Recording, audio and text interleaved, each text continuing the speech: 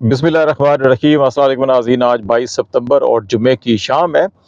4-5 ایسی خبریں آپ سے شیئر کریں گے جس کے نتیجے میں بآسانی یہ کہا جا سکتا ہے کہ پاکستان میں اس وقت سول نافرمانی نہیں بلکہ سرکار کی، حکومت کی سرکاری نافرمانی کی تحریک چل رہی ہے۔ اس میں سب سے اہم جو سپریم کورٹ آف پاکستان کا فیصلہ مخصوص نشستوں کے حوالے سے ہے، اس کے بعد سے یکے بعد دیگرے 4 بڑے واقعات یا اقدامات ہوئے ہیں حکومت کی جانب سے، جو چاروں کے چاروں جو ہے وہ سول نافرمانی یا سرکاری نافرمانی کے زمرے میں آتے ہیں۔ اسٹیٹ آف ڈیفائنس ایک لفظ استعمال ہوتا ہے آئین اور قانون کی زبان کے اندر کہ جب آپ نافرمانی پر اتر آئیں، آپ عدالتی فیصلوں کو یا قانون اور آئین کو ماننا بند کر دیں، تو اس کو پھر اسٹیٹ آف ڈیفائنس کی صورتحال کہا جاتا ہے۔ اور اس وقت پاکستان میں کوئی شک نہیں ہے کہ اگر آپ حکومت کا طرز عمل دیکھیں، اس وقت آپ آئینی اداروں کا طرز عمل دیکھیں، تو اسٹیٹ آف ڈیفائنس کی صورتحال نظر آ رہی ہے۔ اس میں سب سے پہلے جو ہے کہ سپریم کورٹ کا فیصلہ ہم دیکھیں مخصوص نشستوں کے حوالے سے، تو اس کا 2 حوالوں سے جو رسپانس آیا، ایک response election commission of Pakistan سے ہے۔ ابھی تک الیکشن کمیشن آف پاکستان نے 4 اجلاس کر لیے ہیں، لیکن یہ فیصلہ نہیں کر پائے جو بڑا واضح طور کے اوپر سپریم کورٹ آف پاکستان نے کہا کہ آپ نے جو مخصوص نشستوں کے حوالے سے فیصلہ دیا گیا اس کے اوپر عمل کریں اور نوٹیفیکیشن جاری کیا جائے کہ یہ تمام کی تمام نشستیں پاکستان تحریک انصاف کی بنتی ہیں، مخصوص نشستیں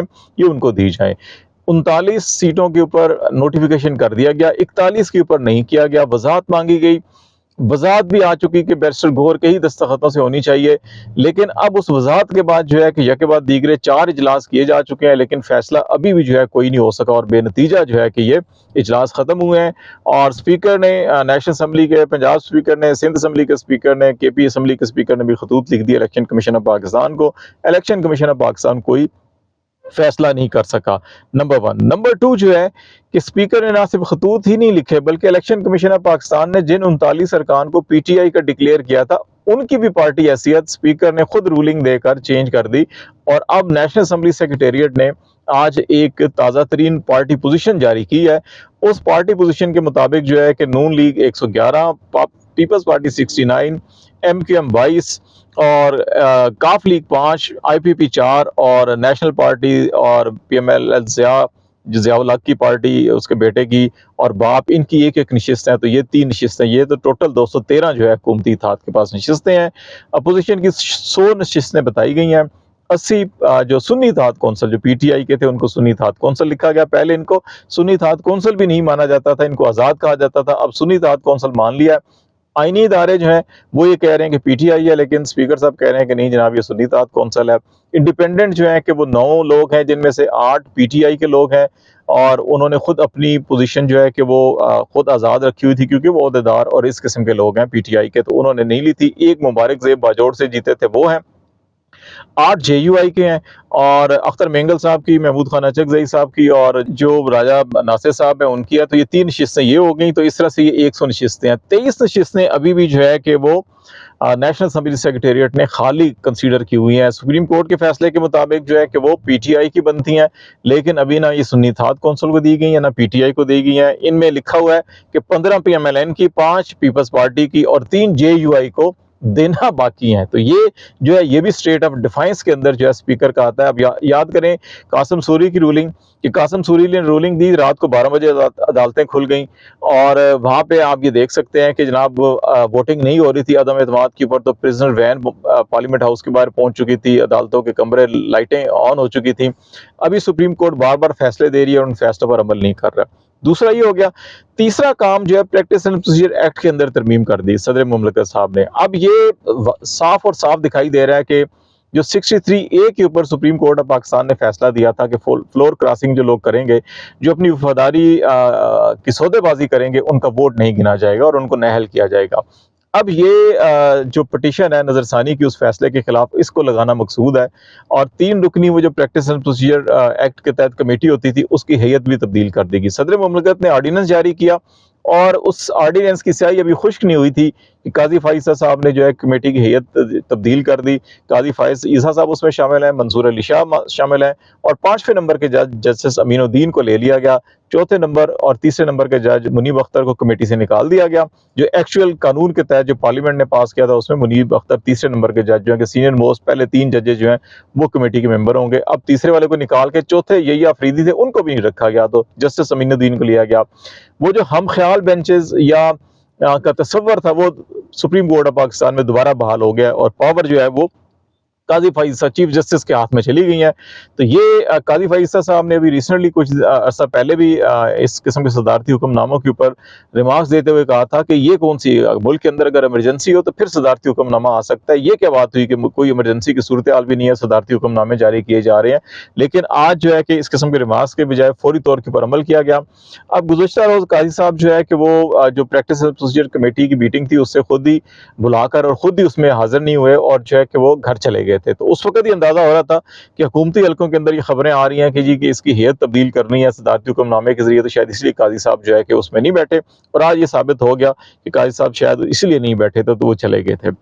एक और खबर जो है कि वो कराची में इलेक्शन कमीशन ऑफ पाकिस्तान के 3 जिम्मेदारान को मुअत्तल किया गया और ये कहा गया कि जो उनका स्ट्रांग रूम था जहाँ पे तमाम थैले, बैग और वोट रिकॉर्ड था, उसका ताला तोड़ा गया, उसका ताला चेंज किया गया और अंदर कराची के जो हलके थे उनके जो है कि बैग्स को खोला गया और वोटर्स को और वो जो पर्चियां शर्चियां थी शायद उनको नुकसान पहुंचाया गया या उनको तलफ किया गया।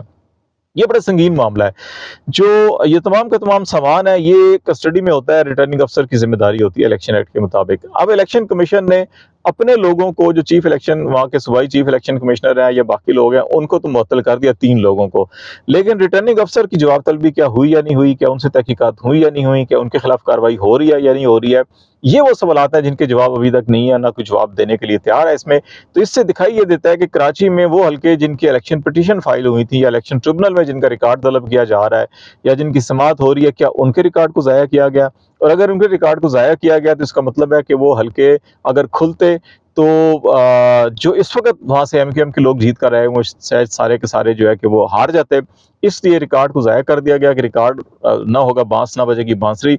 और अगर ये मामला इस तरह से है तो फिर दूसरा इसका हल जो है ये सोचा गया कि अच्छा इस तरह करेंगे और उसके बाद इस गलती को तस्लीम करके, एलामिया तस्लीम करके अपने ही लोगों को हटाकर और फिर दोबारा से उसी तरह से इलेक्शन करा के, और जैसे ज़िमनी इलेक्शन पंजाब के अंदर करवाए गए और वहाँ पे फॉर्म 45 पहले ही तैयार कर लिए गए, तमाम हर चीज़ डॉक्यूमेंटेड करके उसको अनाउंस किया गया, वैसा ही इलेक्शन करवा लेंगे तो एक सोच ये भी पाई जाती है। तो देखना होगा कि अगर रिटर्निंग अफसर के खिलाफ कार्रवाई हो रही है फिर तो बात ठीक है, अगर रिटर्निंग अफसर के खिलाफ कार्रवाई नहीं हो रही तो फिर जो है कि इसके अंदर बहुत से शकूक व शुबात पैदा होंगे। एक और चीज़ जो जिसके बारे में ये कहा जा रहा है कि सुप्रीम कोर्ट में शायद जो जंजीर अदल है वो टूट गई है या इंसाफ के दरवाजे के ऊपर ताले लग गए। और ये केस था इस्लामी यूनिवर्सिटी की रेक्टर का, खातून थी, उनकी रेक्टर जो है समीना मलिक उनका नाम है। ये मामला जब आज अदालत के अंदर आया और चीफ जस्टिस ऑफ पाकिस्तान ने जब समाअत इसकी शुरू की और उसमें मेडिकल सर्टिफिकेट उनका आया और उन्होंने कहा जी समीना मलिक डायरेक्टर साहब की तरह क्यों नहीं है, उन्होंने कहा जी उनका मेडिकल सर्टिफिकेट है। मेडिकल सर्टिफिकेट के ऊपर समीना राशिद लिखा था और पिटीशन के अंदर समीना मलिक लिखा हुआ था। तो उन्होंने कहा जी कि ये तो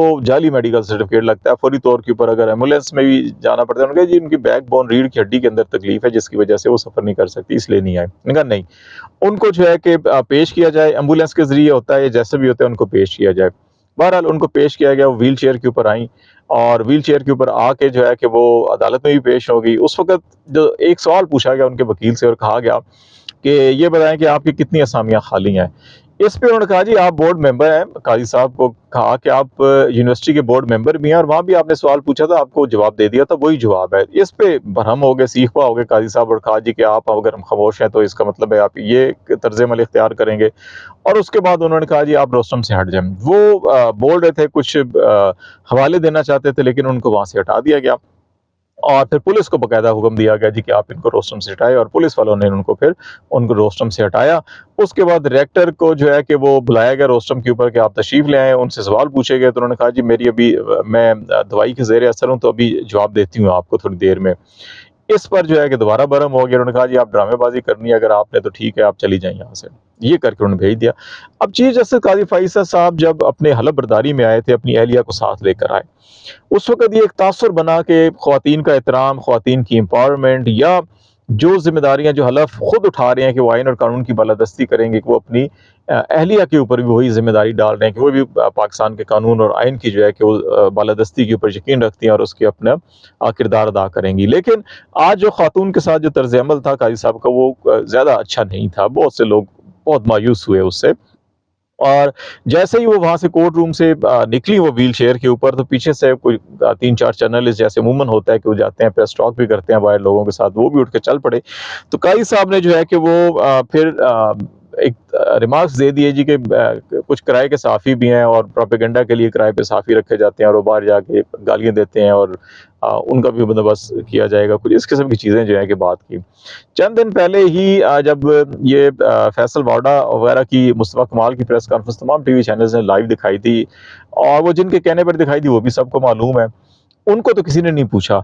فیصل واڈا اور مصطفیٰ کمال کو بھی جو ہے کہ بری کر دیا تھا، معافی ان کی تلافی ہو گئی تھی، لیکن میڈیا سے جو ہے کہ معافی نامے اور ان کو نوٹس کر دیے گئے تھے توہین عدالت کے، اور جب میڈیا مالکان پیش ہوئے تھے تو وہاں پر بھی ریبٹ کا لفظ استعمال کیا گیا تھا سوشل میڈیا اور یوٹیوبر اور اس حوالے سے۔ تو یہ دوسرا موقع ہے کہ چیف جسٹس صاحب جو ہے کہ پہلے جو ہے ریبٹ، اب باولے بھی کہا جاتا ہے ان کو، کہ کبھی باولے اور کبھی کرائے کے صحافی لفظ استعمال ہو رہے ہیں۔ تو یہ ہماری صحافتی تنظیموں کے لیے بھی ایک امتحان ہوگا۔ ابھی دیکھتے ہیں کہ ہماری صحافتی تنظیمیں، علی امین گنڈا پور کے تو ایک بیان کے اوپر جو ہے کہ پارلیمان سے بھی بائیکاٹ کیا گیا، واک آؤٹ کیا گیا، ہر ان کی پریس کانفرنس سے بھی مائک اٹھائے گئے۔ تو کیا ہماری جو سپریم کورٹ رپورٹر ایسوسی ایشن ہے، کیا وہ اس کے اوپر کوئی لائے عمل اختیار کرتی ہے، یا ہمارے لیے جو باقی جو صحافتی تنظیمیں وہ عمل کرتی ہیں یا نہیں کرتی، اس کے اوپر کوئی ایکشن لیتی ہیں یا نہیں لیتی؟ یہ ایک بڑا اہم معاملہ ہوگا۔ تو آج تک کے لیے اتنے، خالد جمیل کو اجازت دیجیے، اللہ حافظ۔